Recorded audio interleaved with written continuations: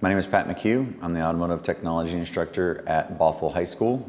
I teach the Northshore Automotive Technology Program, which is an ATEF accredited automotive technology class. I pull kids from all of the school district high schools as well as surrounding area.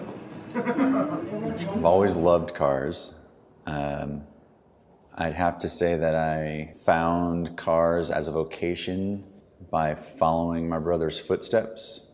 He's 8 years older than I am. He was a mechanic, and I would watch him work on his '69 Mustang when I was young in our family's garage. So I mean, for me, I was a lot closer to Pat than other people, and I was one of the people who really liked Pat as a teacher. I personally like it because there is a freedom to it. Your grade depends on you, so you kind of learn at your own pace. If you want to learn something, you just go do it.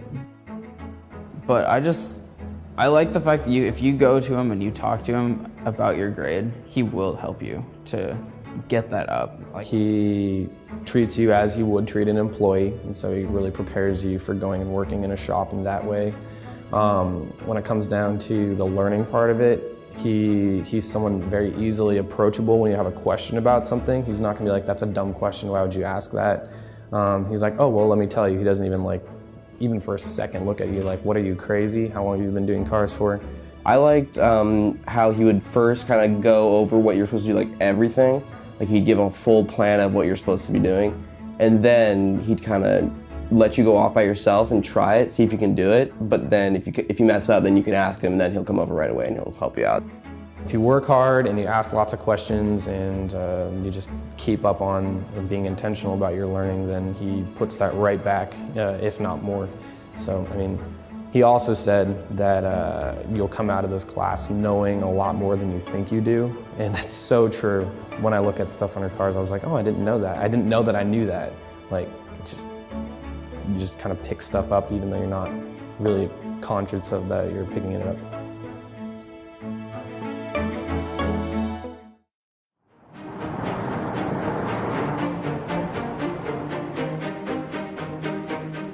So foundry10 is an educational research organization, but we do all sorts of projects. And one of the things we're super passionate about is cars and kids learning about cars. And so we intersected with Pat McHugh a couple of years ago, actually. We observed his program, we visited some programs in the area, and we were really impressed with him and his students, and we were like, this is an interesting place to look at. And Pat had already done a few things with electric cars, and since we're interested in how kids intersect with more advanced automotive technology, we thought this would be a great place to do our first big automotive project.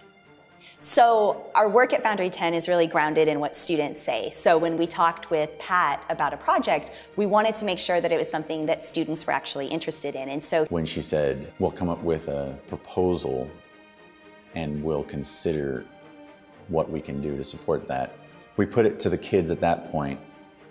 We had a couple of meetings after school. When we first started talking about a project, there were a lot of ideas tossed around to do a drift car, to do a big block Chevy drag race car that's not electric, to do another conversion on a car like we did on the BMW and have a sleeper car. And then the electric drag race car kind of came about, and that was interesting because it was unique. It's not something you really see at all. It did eventually end up in a vote that was really close between the diesel truck and the electric drag car. We went with the electric drag racing car.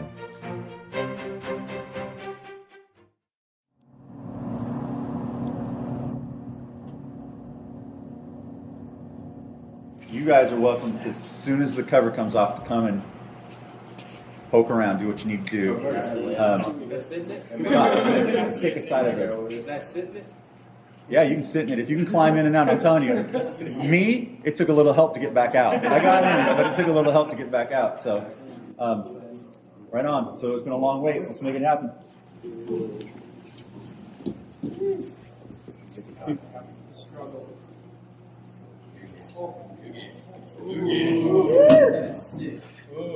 It's missing something. Very astute observation. I think that's your progress. Oh, dude, thanks for that pressing us. Take the steering wheel off. You will never get in without it. You will never get in with the quick steering release, wheel. quick release. You know how to do the quick release? How's it feel? That's sick. That's. You can see. He's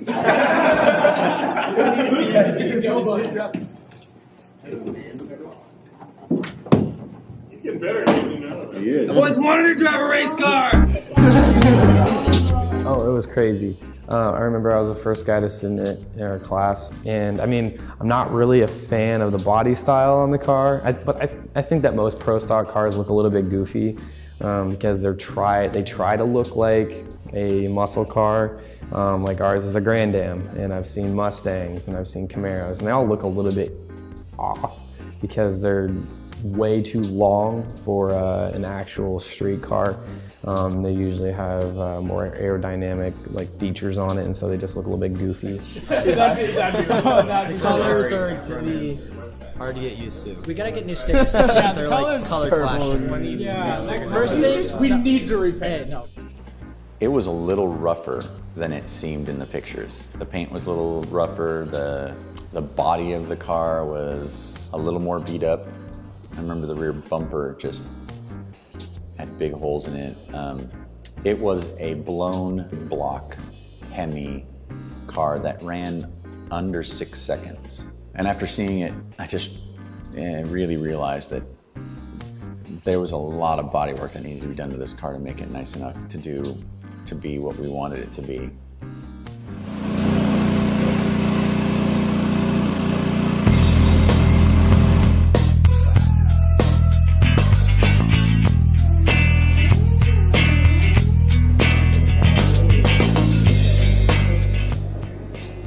So we replaced the rear bumper, which means you literally cut away the old bumper and stick on a new fiberglass panel and then bolt it all up in place and then Bondo it and sand it and get it ready to go to the paint shop. We also ended up in the shop, which originally we were hoping to have someone else help us with, but we ended up fixing the hole in the hood and the holes where the exhaust came out because we don't have exhaust, patching that with carbon fiber, which was interesting because the kids got to work with carbon fiber a little bit, but and then Bondo and sanding and more Bondo and sanding, and they were, at the end of that process, the shop was filthy.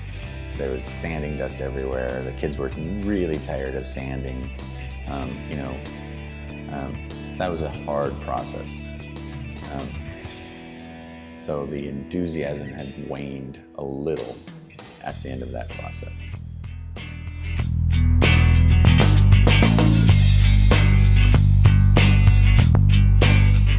The Woodinville Mako store was very excited about helping us, and they donated the paint and labor to make the car orange, high voltage orange.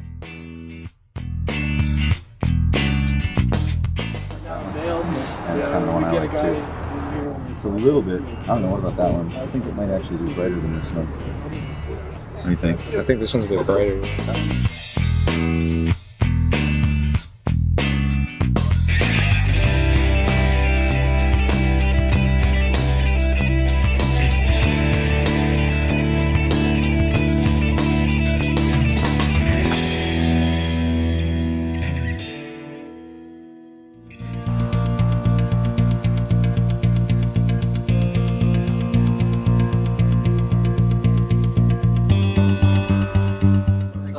You on the other, like, at the front, pull it. Oh, buddy. This is look around. Go ahead and look around. The back end looks really good. So you like some deep dish wheels? Good? No, because you don't want to like the fiber. I don't know. The blue dip somebody chose. I'm letting you guys pick, so there you go. But yet you won't let us do purple beadlocks? No, yeah, why not purple beadlocks? That'd be sweet. If we can pick, we're doing purple beadlocks. Purple would look pretty good with this orange, yeah. Do it like a plum purple. So it's not like light. At first, I didn't like the orange, but I mean, I designed the rest of the graphic for the most part. I mean, I don't want to take all the credit for that because someone's going to get mad at me, I'm sure. I like the idea, and I think it turned out to be pretty good. And then after running it, its exterior matches what it can actually perform, so I like it. I like it, but it's definitely interesting. It wasn't really what I would have ever expected our drag car to look like. Because when we first started brainstorming colors and stuff, we talked a lot about school colors and making the color kind of fit the 3 different schools' colors. And in the end, for it to be like all orange, it was kind of surprising and it's kind of unforgettable. Everybody's gonna remember our car because it's gonna be that huge, bright, vibrant car. And then obviously I do like the idea that I think it was Caleb came up with the fist holding the wires and having them all coming out. I don't know, it was just kind of a cool idea. And then the carbon fiber tip to the front of the car, that's also cool. I like the name and how the name was put out there, how it was like kind of in like a shock, I guess. It's like a shock wave or a lightning strike. But it looks cool for an all-electric car.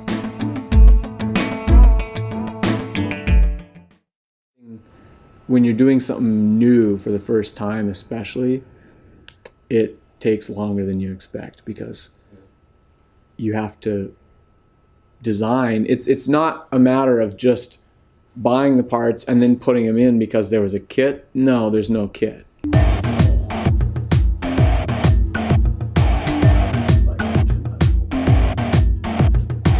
And this is going to be the highest voltage car that anyone in the kind of car application like this that anyone's ever done, as far as I know. So there's a whole, I mean, just sourcing some of the parts and the fuses and even the wire, we have to find different components and figure out how we're going to charge a pack of this voltage. So I'm helping with that. Our first stop was AM Racing, who were the engine builders, the motor builders. So this car uses Remy, Delco Remy cores. So the electric motors themselves aren't custom built. They're purchased by AM Racing, but the housing that they go into is custom built. So AM Racing was able to custom build a housing for us that had no cooling system because the thermal mass of the motors was such that they just wouldn't get hot. They have enough copper built into them that the copper would absorb the heat without the motors getting hot. Well, when we started talking about the batteries and deciding how we would approach this, we talked about motor theory. So the more voltage you have, the less amps you have to push in order to create the same number of watts. And watts is your unit of work, how much work the motors are actually doing to create power for the car. The controllers that we had available to us could move 600 amps each, and we have 2 of them.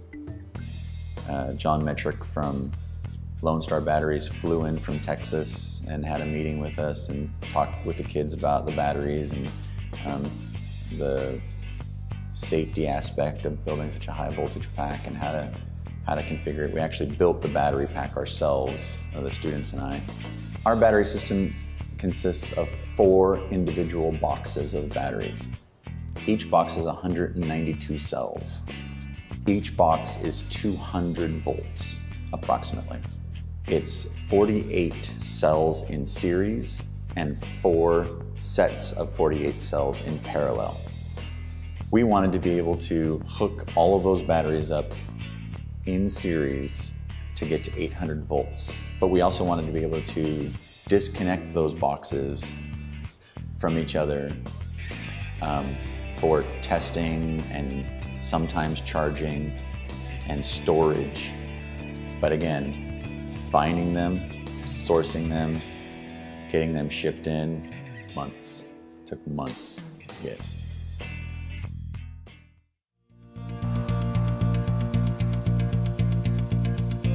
When I was in high school, it was always a big deal, and everybody brings out gas cars though. And so the track is excited about it. The owners of Pacific Raceways are excited about this. The wheels are locked down for now, so you can just relax. We were late for that race, a year late. When we first talked to foundry10, we had hoped to start the project in January, right after the winter break, right after the holiday break, and be ready for the high school drags in May. And with the challenges of getting the transmission and the input shaft and some of the other components put together, there was just no way we were going to make a 5-month timeline. So we went out there with very unsure expectations about what the car would do.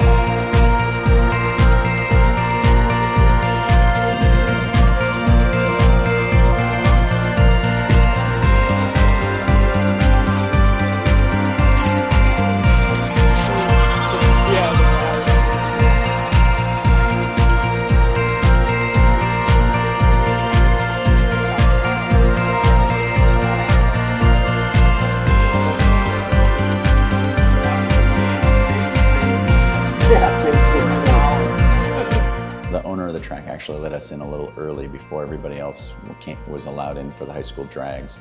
And since we were electric, we weren't going to make a bunch of noise and stuff. And I thought at first they were just going to let us use the track.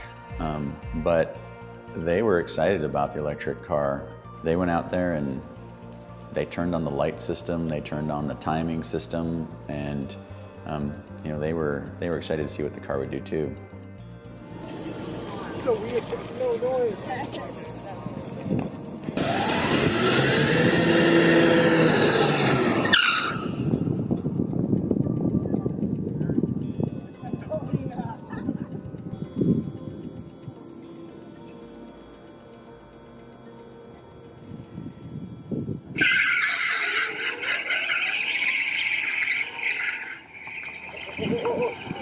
Yeah!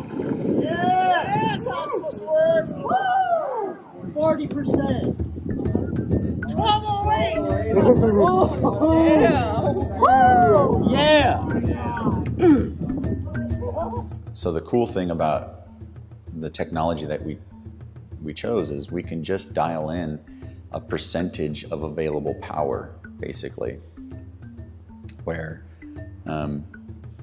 a gasoline car, you can't run a gasoline car at 20% power, you know, or 25 or 40% power.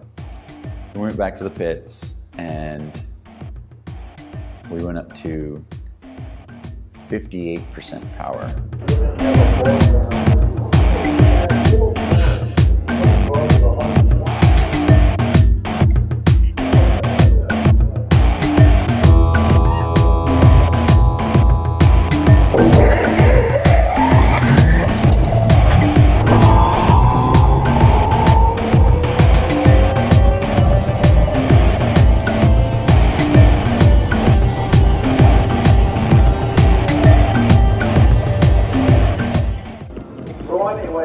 Your hats and a big round of applause for the kids from Bodywork High School. They put an excellent project together, and they should be very proud of them. So, I can go to that school, and I'm proud of them.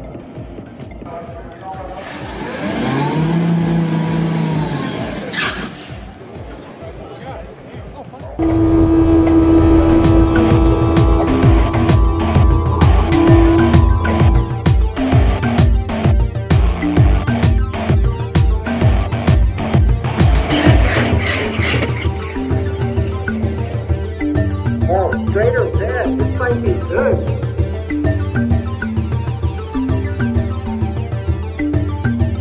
It's 11:45, 132 miles an hour.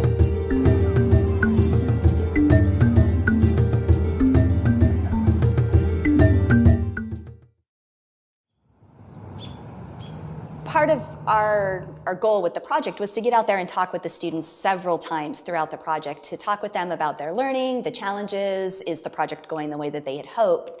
And what we heard from them was that technically it was hard. This was a challenging project because of the technology involved, but that they felt like, again, this was an opportunity to work on a car and a technology that they otherwise wouldn't have had. And the vast majority of them were pursuing careers in automotive, and they felt like this was something they could put on their resume, something they could speak to when they were looking at college programs or careers within the community, and talk about their experience of working collaboratively as a team on a project like this. I had to look things up. I didn't just know them. So with other things like math or something, the teacher teaches it and then you go. But for me, I had to look up, all right, how do you do this? How to look at this wiring diagram? What does this mean? It's so I had to look things up, because McHugh wasn't just gonna say, all right, yeah, that's what it is. He's like, go look it up, go find out, go do it for yourself, basically. And so it was a different kind of learning environment. I think, well, there's a couple things. I think the biggest one, most impactful to me, is just finishing a project that I started. And it was kind of hard to stay motivated and stay really engaged, because it took a really long time. It took solid almost 2 full years to get the car to actually move. And so there are points where oh, this is never gonna get done. And when you looked at the car 6 months before we finished it, it was as it was for the past 18 months before then. It's it hadn't changed at all. But then we got all these parts and it just start slapping stuff together, and all the research had paid off. And so it felt really satisfying to be able to watch videos of it run and be like, I had a part in that. That was super cool and really satisfying. Educationally, I think that being able to talk to a lot of the adults that worked with us expanded my understanding of electricity in vehicles and how it works, and being able to take all of that really high-tech, complicated stuff and be able to apply it back to more of a modern, basic car. Well, I'd say the bodywork was a huge thing. Honestly, that was one of the biggest things I learned and took away from this project in real life use, because I went and painted my truck a little over a month ago. Painted my entire truck, and I did bodywork and everything. And that's all stuff I learned from McHugh's class, 100%, every bit of it. And so that was a huge takeaway from the class, and that was helpful. We spent months of time talking about volts, amps, watts, resistance, AC versus DC. I mean, all of those things in our regular curriculum. Applying it to something that is exciting to the kids, rather than a bulb or a window motor or something, when you're talking about, well, if we can turn this up and we can get this many more watts out of the car, we'll be able to hit the 8s, we'll be able to get to 9.5 or 8.9 seconds. That is so much more impactful,